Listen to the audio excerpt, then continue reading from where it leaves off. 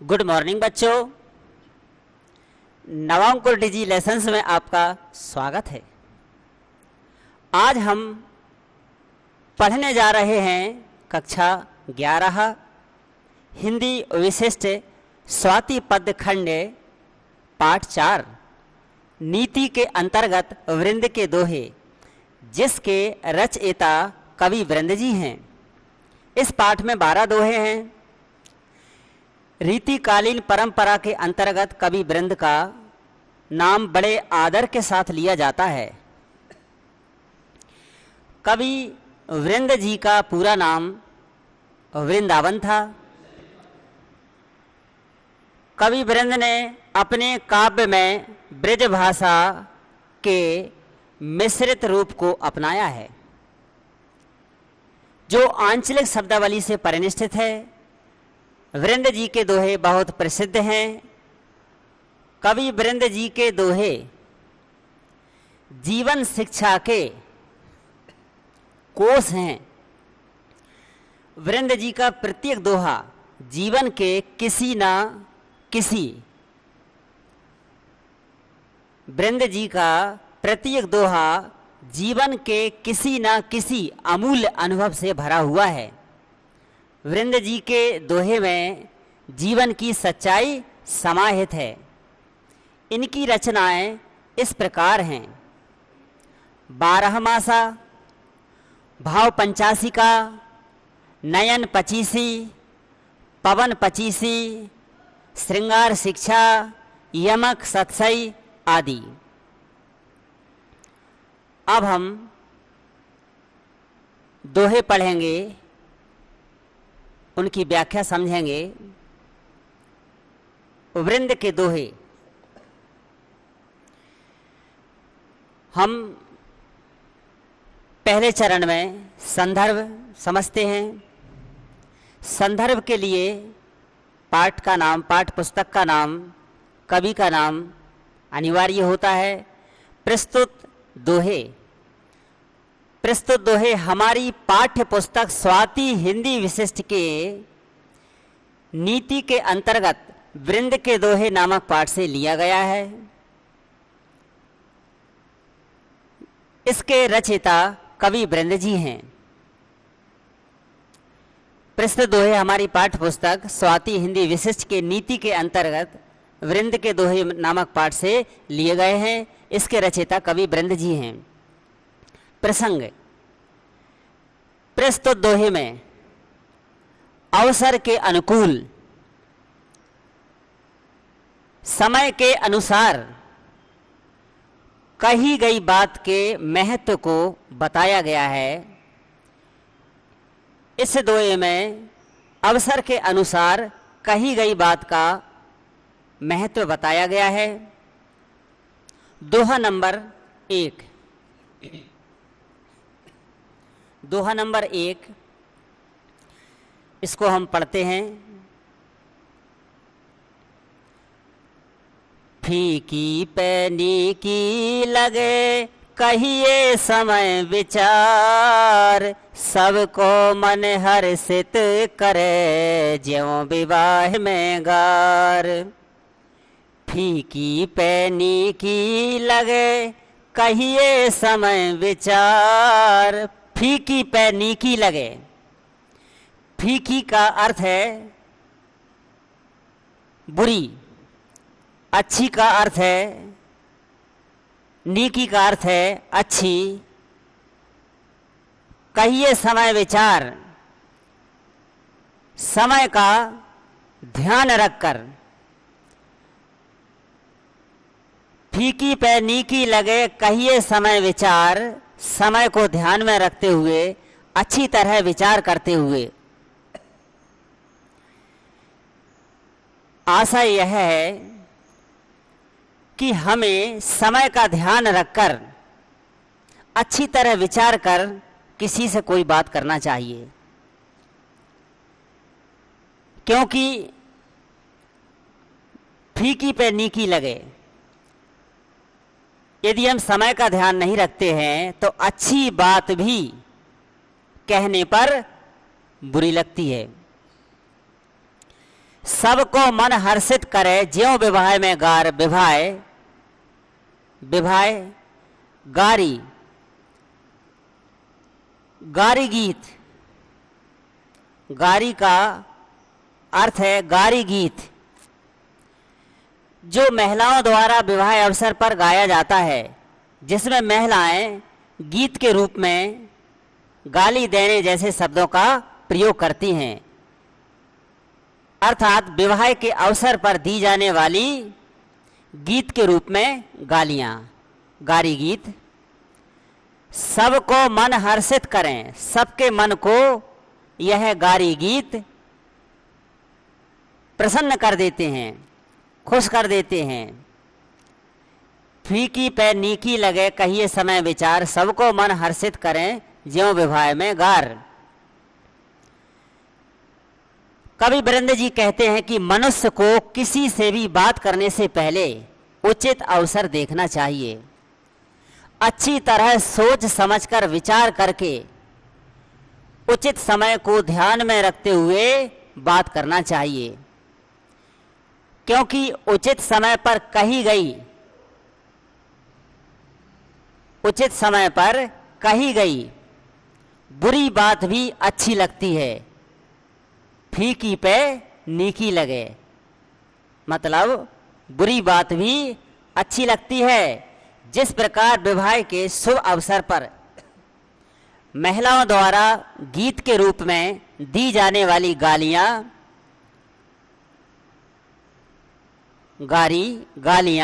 गारी गीत भी सबके मन को प्रसन्न कर देती हैं, सबके मन को हर्षित कर देती हैं।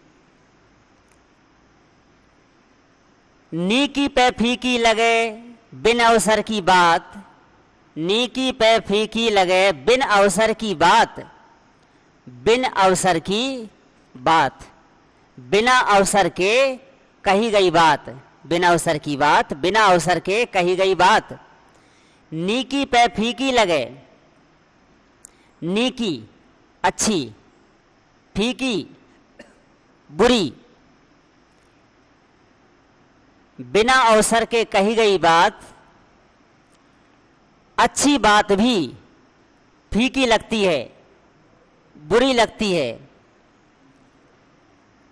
जैसे वर्णत युद्ध में रस श्रृंगार ना सुहात, अब युद्ध के मैदान में श्रृंगार रस के गीत शोभा नहीं देते हैं। जैसे वर्णत युद्ध में, युद्ध के मैदान में वीरता के गीतों को छोड़कर रस श्रृंगार ना सुहात, श्रृंगार रस के गीत शोभा नहीं देते हैं। तो नीकी पे फीकी लगे बिन अवसर की बात, जैसे वर्णत युद्ध में रस श्रृंगार ना सुहात। वर्णत वर्णन करना। कवि वीरेंद्र जी कहते हैं कि बिना अवसर के कही गई अच्छी बात भी बुरी लगती है, अथवा बात महत्वहीन हो जाती है। जिस प्रकार युद्ध के मैदान में वीर रस के गीतों को छोड़कर श्रृंगार रस के गीत गाए जाएं तो वह अच्छे नहीं लगते हैं। युद्ध के मैदान में वीरता की बात छोड़कर श्रृंगार की बातें करना शोभा नहीं देती हैं। विशेष यह दोहा छंद है जो कि मात्रिक छंद है। प्रसाद शब्द गुण का प्रयोग किया गया है, अनुप्रास अलंकार है, मुक्तक शैली का प्रयोग किया गया है। नीति संबंधी शिक्षा होने के कारण यहाँ शांत रस है, यहाँ कवि ने लोक व्यवहार बताया है। बच्चों, इन सभी दोहों में नीति संबंधी बात है, शांत रस है, प्रसाद शब्द गुण है, अनुप्रास अलंकार है। तो हमने पहले और दूसरे दोहे में विशेष बता दिया है। आगे हम तीसरे नंबर का दोहा लेते हैं। जो जेई भावे सो भलो गुण को कछु न विचार। तज गज मुक्ता भीलनी पहरत गुंजाहार, पहरत गुंजाहार।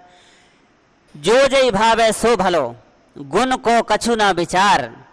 कवि कहते हैं जो जई भावे, जिसके मन को जो अच्छा लगता है, सो भलो, उसे वह श्रेष्ठ है, भला है, अच्छा है, उसके लिए वही श्रेष्ठ लगता है।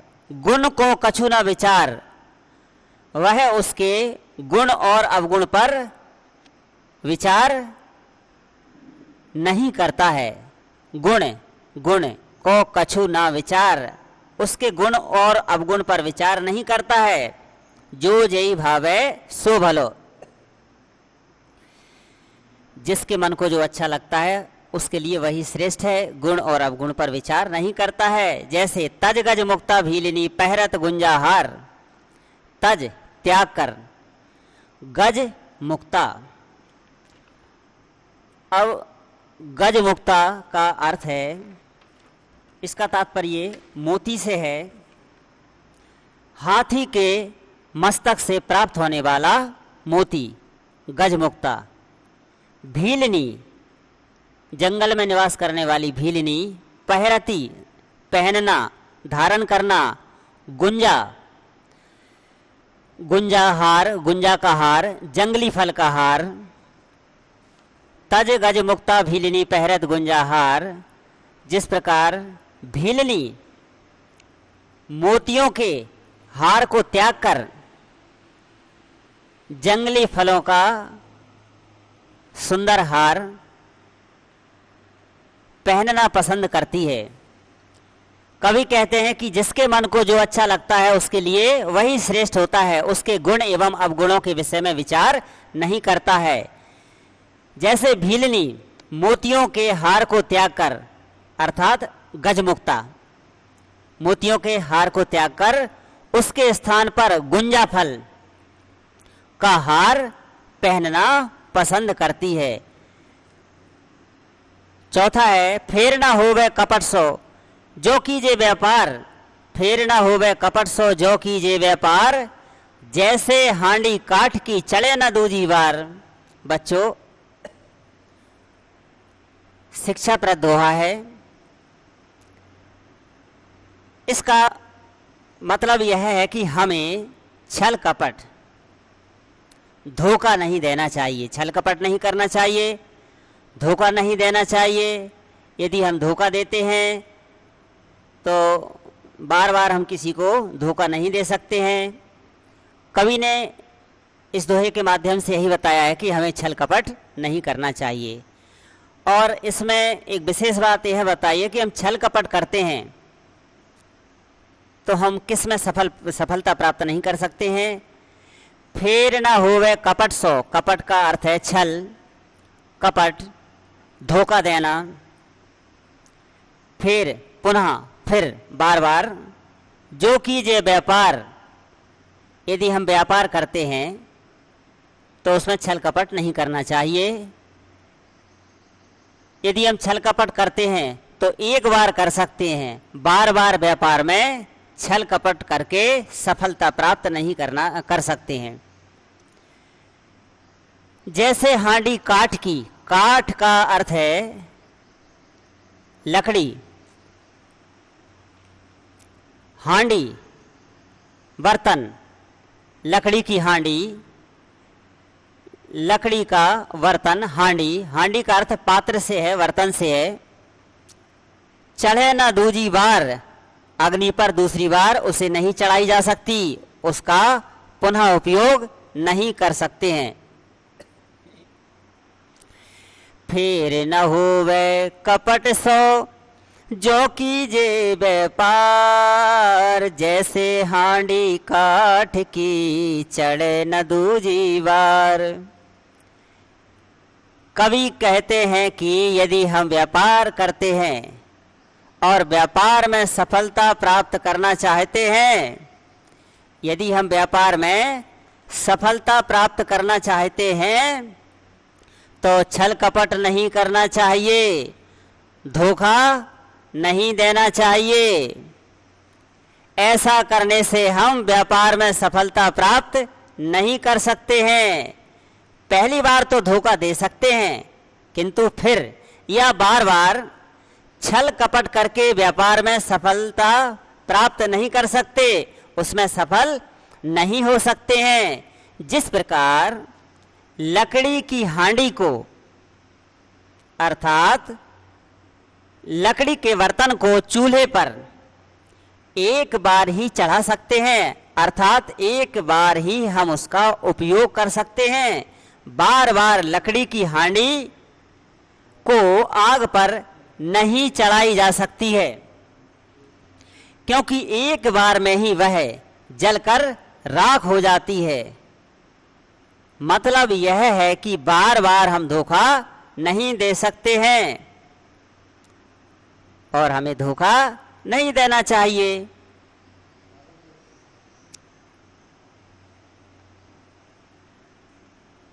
दोहा नंबर 5, दोहा नंबर 6। नैना दे बताए सब हिय को हेत अहेत, जैसे निर्मल आरसी भली बुरी कह देत। हितऊ की ना कहिए तेहि जो नर होए अबोध, ज्यों नकटे को आरसी होते दिखाए क्रोध। नैना दे बताएं, नैना नेत्र, दे बताएं सब, नेत्र सब व्यक्त कर देते हैं, सब बता देते हैं। हम किसी के नेत्रों को देखकर अनुमान लगा सकते हैं कि वह प्रसन्न है या दुखी है। हिय को हेत अहेत, हिया हृदय, हेत, हेत से तात्पर्य हित सुख या उसकी अच्छाई प्रसन्नता। अहित का मतलब बुराई से है, अहित से है, दुख से है। हिय को हेत अहित, हम किसी के अंदर की अच्छाई बुराई को आंखें देखकर पढ़ सकते हैं, उसके अंदर के सुख दुख को समझ सकते हैं। इसलिए कवि ने कहा है नैना दे बताएं सब हिय को हेत अहित, और जैसे निर्मल आरसी भली बुरी कह देत। जैसे निर्मल, आरसी, निर्मल का अर्थ होता है पवित्र साफ स्वच्छ। आरसी, आरसी का अर्थ है दर्पण, भली बुरी कह देत। भली बुरी, अच्छाई बुराई को व्यक्त कर देता है, कह देता है, स्पष्ट कर देता है। जैसे निर्मल आरसी भली बुरी कह देत। कवि कहते हैं कि नेत्र हृदय की अच्छाई बुराई, हित अनहित अर्थात सुख दुख सभी प्रकार के भावों को व्यक्त कर देते हैं। नेत्रों को देखकर अच्छाई बुराई का ज्ञान हो जाता है। नेत्रों को देखकर यह अनुमान लगाया जा सकता है कि व्यक्ति प्रसन्न है या दुखी है। ठीक उसी प्रकार जिस प्रकार स्वच्छ या निर्मल दर्पण के सामने खड़े होने पर वह हमारी अच्छाई बुराई को बता देता है। स्वच्छ दर्पण, साफ दर्पण हमारे मुख की अच्छाई या बुराई दोनों का ही ज्ञान करा देता है।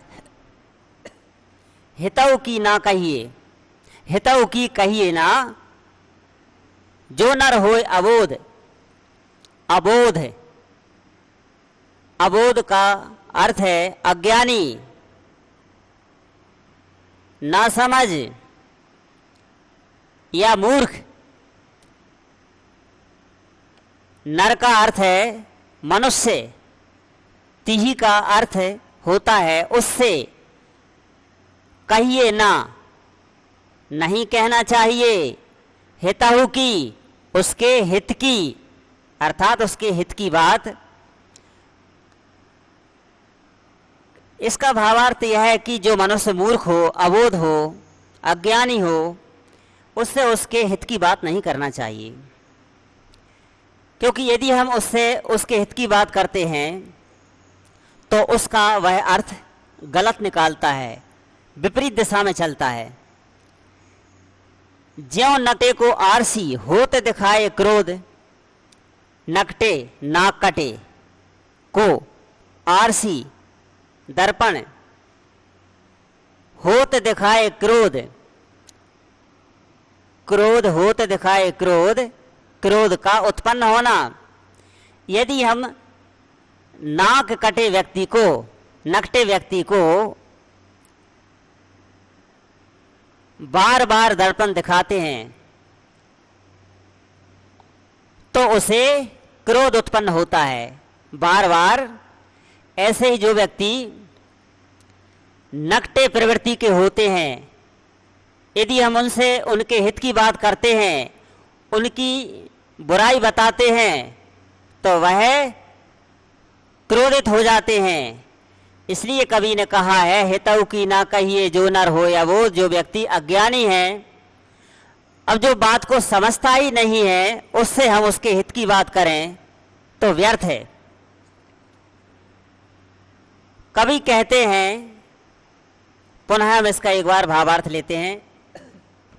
कवि कहते हैं कि मूर्ख मनुष्य से कभी उसके हित की, भलाई की बात नहीं करना चाहिए। यदि उससे उसके हित की बात करते हैं तो वह उसका विपरीत अर्थ ही निकालता है। जिस प्रकार नाक कटे हुए व्यक्ति को दर्पण दिखाने पर क्रोध ही उत्पन्न होता है। अब हम अगला दोहा लेते हैं, दोहा नंबर 7, 8 पढ़ते हैं। कारज धीरे होते हैं, काहे होते अधीर, समय पाए तरुवर फले, केतक सींचो नीर। कितना सुंदर दोहा है, और इस दोहे से हमें ज्ञान प्राप्त करना चाहिए, हमें शिक्षा लेना चाहिए। कारज धीरे होते हैं, काहे होते अधीर, समय पाए तरुवर फले, केतक सींचो नीर। कारज धीरे होते हैं, कारज कोई भी कार्य धीरे धीरे ही होते हैं, धीरे धीरे ही संपन्न होते हैं। काहे होते अधीर, इसलिए हमें अधीर, व्याकुल नहीं होना चाहिए, धैर्य धारण करना चाहिए, धैर्य को नहीं खोना चाहिए। अधीर का मतलब है धैर्य ना रखना। समय पाए तरुवर फले, समय पाए तरुवर फले। तरुवर का अर्थ होता है पेड़, वृक्ष, फले फलना। केतक सींचो नीर, सींचो का अर्थ है सिंचित करना, नीर का अर्थ है जल। समय पाए तरुवर फले, चाहे केतक सींचो नीर। समय आने पर ही वृक्ष में फल लगते हैं, चाहे कितना ही जल से सिंचित क्यों ना किया जाए। समय के पहले वृक्ष भी फल नहीं देते हैं। इसलिए हमें अपने जीवन में धैर्य धारण करना चाहिए, अधीर नहीं होना चाहिए, व्याकुल नहीं होना चाहिए, क्योंकि कोई भी कार्य धीरे धीरे धीरे धीरे ही सफलता की ओर बढ़ता है और एक समय आने पर हम उसमें सफलता प्राप्त करते हैं। अब पेड़ लगाने के बाद, कल पेड़ लगाया और आज हम उस पेड़ का फल, फूल, छाया सब प्राप्त करना चाहें और अधीर होने लगें, व्याकुल होने लगें, तो यह ठीक नहीं है। इससे यही शिक्षा मिलती है कि कार्य धीरे धीरे ही संपन्न होता है। किसी भी कार्य का फल समय आने पर ही प्राप्त होता है। इसलिए हमें धैर्य धारण करना चाहिए, व्याकुल नहीं होना चाहिए। जिस प्रकार वृक्ष समय आने पर ही फल देता है, उसके पहले उसमें फल नहीं लगते हैं। चाहे हम वृक्ष को कितना ही जल से सिंचित क्यों ना करें, किंतु समय के पहले वृक्ष से फल की प्राप्ति नहीं हो सकती है। इसलिए हमें धैर्य धारण करना चाहिए।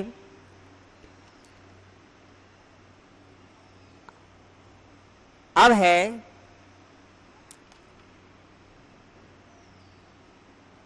अगला दोहा है,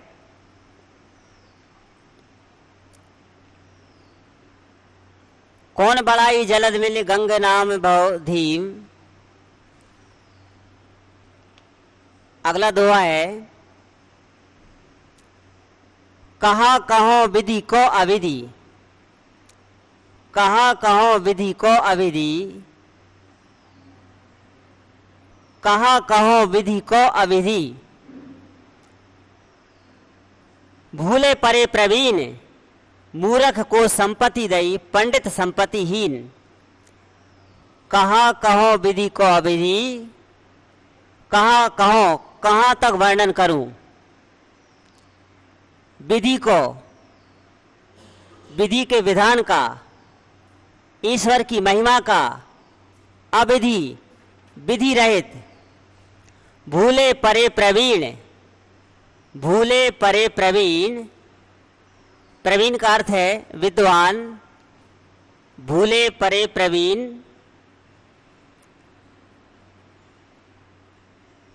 विधि के विधान का कहाँ तक वर्णन करूं। ऐसा लगता है वह विद्वानों को भूल गया है। मूर्ख को संपत्ति दई, पंडित संपत्तिहीन। मूर्ख को संपत्ति प्रदान की है और पंडित को संपत्तिहीन कर दिया है। कहाँ कहो, कहाँ कहो, कहाँ तक वर्णन करूं। कभी कहते हैं कि निम्न कोटि के, कभी कहते हैं कि ईश्वर के विधि विधान का कहाँ तक वर्णन करूं। उसके इस विधान को देखकर ऐसा लगता है कि वह विद्वानों को भूल गया है, क्योंकि मूर्खों को तो संपत्ति प्रदान की है, उन्हें धनवान बनाया है, और बुद्धिमान ज्ञानवान या विद्वानों को संपत्तिहीन रखा है। इसलिए कवि कहते हैं कि मैं ऐसे विधि विधान का वर्णन कैसे करूं, कहाँ तक करूं। सरस्वती के भंडार की बड़ी अपूर्व बात, ज्यों खर्चई त्यों त्यों बढ़े, बिन खर्चई घट जात। सरस्वती के भंडार की बड़ी अपूर्व बात, ज्यों खर्चई त्यों त्यों बढ़े, बिन खर्चई घट जात। सरस्वती के भंडार की बड़ी अपूर्व बात। सरस्वती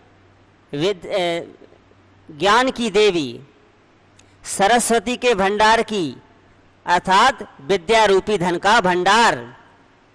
बड़ी अपूर्व बात, अपूर्व का अर्थ है अनोखी या अपूर्व। ज्यों खर्चई त्यों त्यों बढ़े, बिन खर्चई घट जात।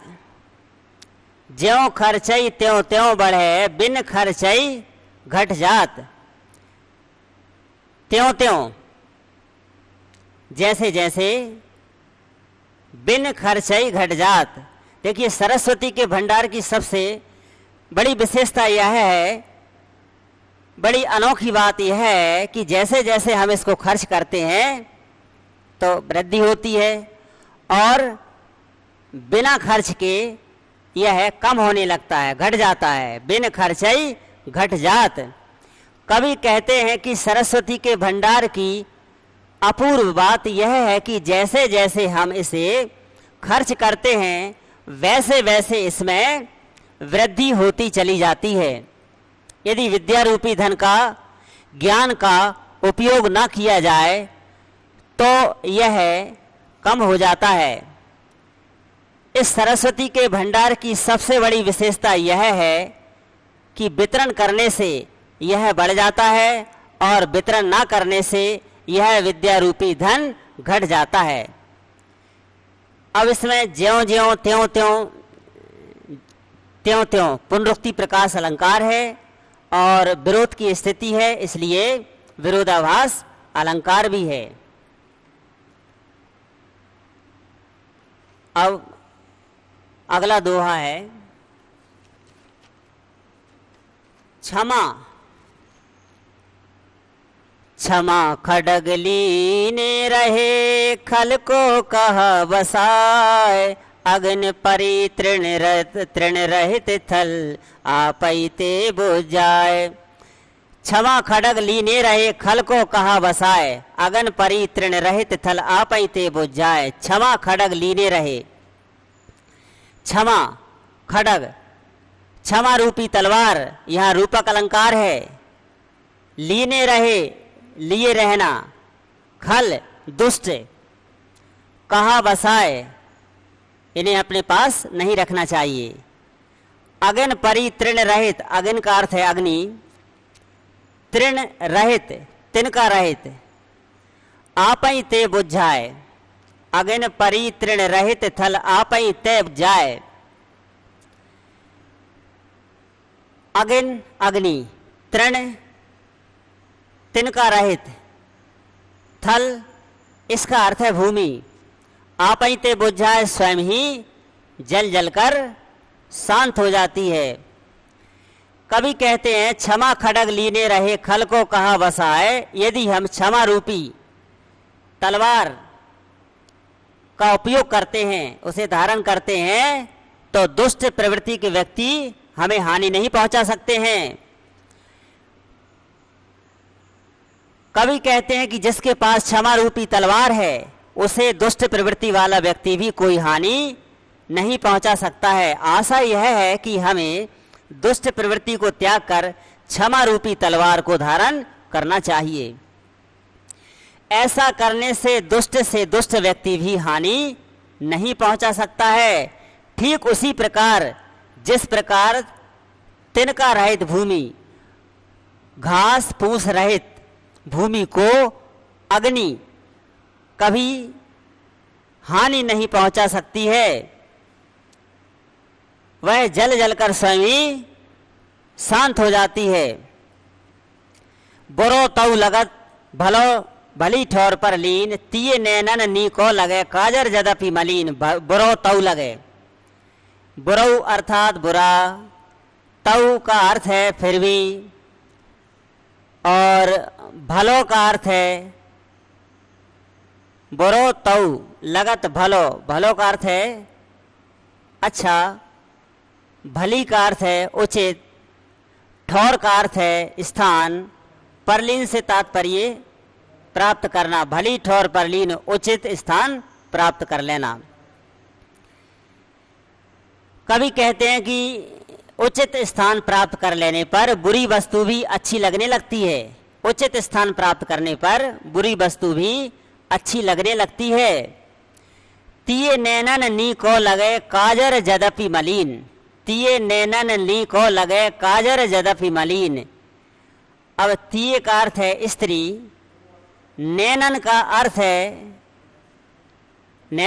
है नेत्र, नी को लगे, नी को लगे अर्थात अच्छा लगना। काजर काजल, यद्यपि यद्यपि, मलिन का अर्थ मलिनता से है। बुरो तऊ लागत भलो भली ठौर पर लीन, तिये नैनन नी को लगे काजर यद्यपि मलिन। कवि कहते हैं कि उचित स्थान प्राप्त कर लेने पर बुरी वस्तु भी अच्छी लगती है, उसका महत्व बढ़ जाता है। जैसे तिये अर्थात स्त्री, जैसे काजल काला होता है किंतु स्त्री के नेत्रों में लगने के बाद वह सुंदर लगने लगता है, काजल का महत्व बढ़ जाता है। इसी तरह हमारा यह वृंत के दोहे नामक पाठ समाप्त होता है। सभी दोहों में सांतरस है, अनुप्रास अलंकार है, प्रसाद शब्द गुण का उपयोग किया गया है, मुक्तक शैली में यह दोहे रचित हैं। तो धन्यवाद।